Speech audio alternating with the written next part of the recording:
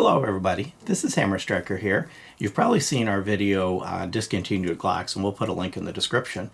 But you might be wondering, I want to get a Glock, what's left? What are my choices? So I've got some representative samples here on the table. I'm going to just go through really quickly.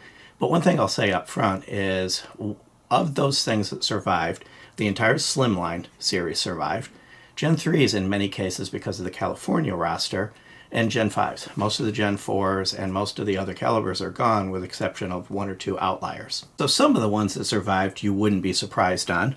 The Glock 17, the 19, the MOS in Gen 5 and the Gen 3, and the 19X, which of course never had a Gen 3. So if you're in California, you're kind of out of luck on that one.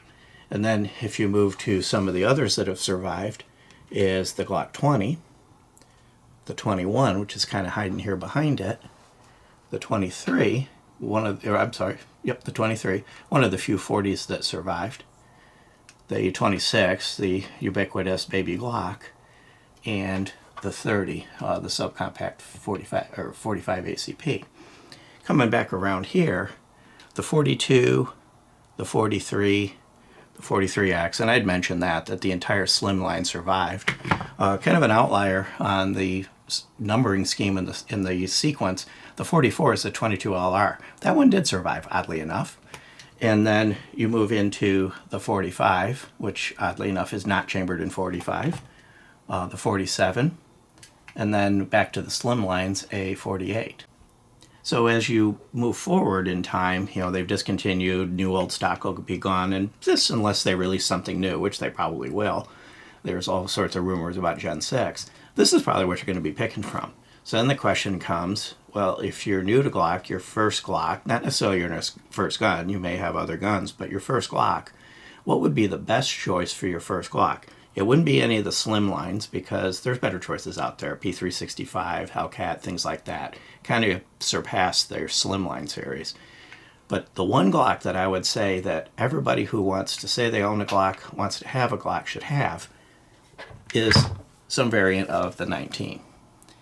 So this happens to be a Gen 5. This is not an MOS. I would get the MOS version. Honestly, you don't have to put an optic on it. It doesn't take away anything for you. It just adds a plate. It adds a little bit of a thing here that you see that's not quite as streamlined. But overall, you can buy an MOS, not put an optic on it ever, and it works just the same. Or you can put an optic on it and, just by taking the plate off. So I would definitely get the MOS version of anything you get. It's kind of the do-all Glock. It's got a 3-finger-ish grip. If you got bigger hands, your little finger may hang off just a bit, but it's enough of a grip for pretty much anybody to use it. It's reasonably sized, fairly easy to hide, very popular concealed carry gun. It's not a pocket gun, the 26 would do that. But if you're wanting to get a Glock, my first Glock, this would probably be the one I would go after in the MOS version. It's kind of a standard fare for Glock. The Gen 5s will have front serrations, so don't worry about the fact this one doesn't have them because this one happens to be an early Gen 5. Later Gen 5s have front and rear serrations. And it has replaceable back straps, so you can customize it to fit your grip. Reversible magazine catch, replaceable sights. And of course, if you get the MOS and you choose to put an optic on it, then you're good to go. And the sights are the U-dot sights. They're white, they're easy to see. I like the Glock sights. I have a good time, easy time seeing them. But the nice thing is there's so many variations out there. If you don't like the Glock sights and you get a Glock, they're easy to swap out.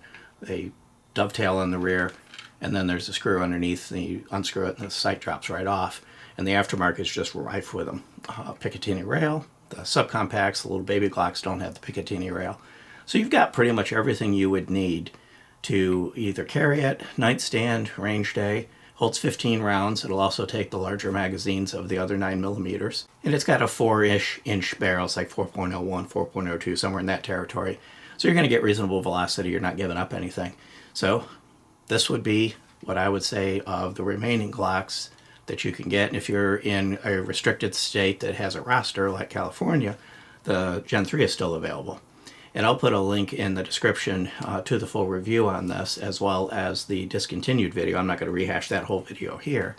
But beyond that, if you like our videos, please give us a thumbs up, share, subscribe, click that bell up there to be notified if you do.